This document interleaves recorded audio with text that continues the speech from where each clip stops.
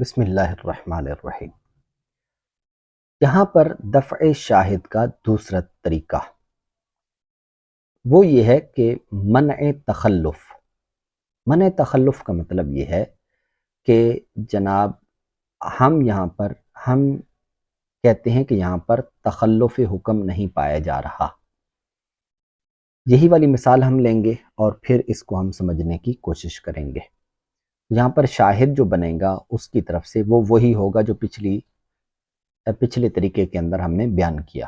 وہ یہ کہ وہ کہے گا نقض کے اندر جو اس کا شاہد بنتا ہے وہ یہ ہے کہ جناب یہاں دلیل موجود ہے لیکن حکم موجود نہیں ہے۔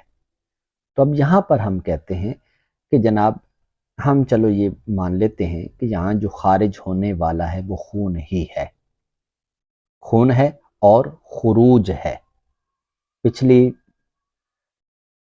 طریقے کے اندر ہم نے کہا تھا کہ وہ خارج یعنی خروج نہیں ہوا بلکہ وہ ظاہر ہوا ہے، وہ خارج نہیں ہے، بادی ہے۔ اب اس کے اندر ہم کہہ رہے ہیں کہ ٹھیک ہے جی وہ خارج ہی ہے، ہم مان لیتے ہیں، لیکن ہم یہ نہیں مانتے کہ وہ نجس ہے۔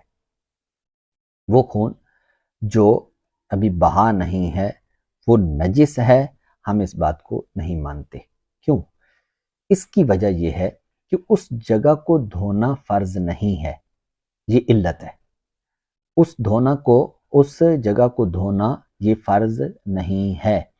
جب اس جگہ کو دھونا فرض نہیں ہے تو یہاں پر یہ علت تھی جو نہیں پائی گئی، یہ علت تھی جو نہیں پائی گئی۔ تو جب یہ علت نہیں پائی گئی تو اس وجہ سے حکم بھی نہیں پایا گیا، اور وہ تھا اس کا نجس ہونا، اس کا ناقض وضو ہونا۔ تو یہاں پر ایسا نہیں ہے کہ علت موجود تھی اور پھر اس کے بعد جو حکم ہے وہ منعدم ہو گیا، ایسا نہیں ہے، بلکہ یہاں پر علت کے معدوم ہونے یا منعدم ہونے کی وجہ سے حکم منعدم ہوا ہے۔ تو لہٰذا یہاں پر ہم نے منع تخلف اس طور پر کیا ہے کہ تخلف کہتے ہیں تخلف الحکم یعنی دلیل، کہ بھئی دلیل پائی جائے لیکن حکم نہ پایا جائے۔ تو ہم کہتے ہیں کہ جہاں حکم کا پایا جانا علت کے نہ پائے جانے کی وجہ سے ہے، نہ کہ علت تو پائی جائے اور حکم نہ پایا جائے، ایسا نہیں ہے۔ لہٰذا یہ ہوا منع تخلف، یعنی ہم یہ نہیں مانتے کہ یہاں پر حکم متخلف ہے۔